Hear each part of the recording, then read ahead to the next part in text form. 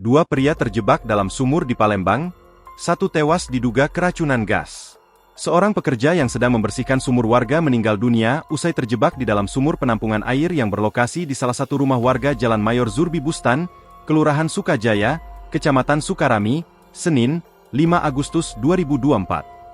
Selain itu, satu warga yang merupakan kakak pemilik rumah sempat berusaha menolong korban, juga pingsan dan dilarikan ke rumah sakit Miria. Pantauan tribunsumsel.com, sumur tersebut sudah ditutup menggunakan kayu sedangkan korban dibawa ke RS Bayangkara Mohasan. Namun meninggal ketika tiba di rumah sakit. Korban diketahui bernama Jamaluddin, yang meninggal dunia setelah sempat dilarikan ke rumah sakit diduga akibat keracunan gas yang ada di dalam sumur tersebut. Maryam pemilik rumah, mengatakan mulanya korban tengah menguras sumur semalam 7 meter yang berisi air kemudian kembali masuk ke dalam untuk membersihkan lumpur.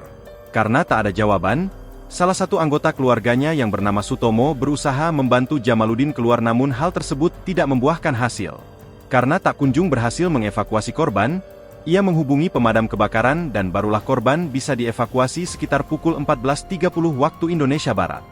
Dan untuk kronologis singkatnya Tribuners, awalnya pekerja ini korban tengah membersihkan sumur, menguras air, kemudian hendak turun lagi untuk membersihkan lumpur yang ada di dalam. Namun ketika selang beberapa menit tidak ada suara lagi dari korban dan pemilik rumah sempat memanggil korban namun tidak ada jawaban, hanya terdengar suara seperti mendengkur.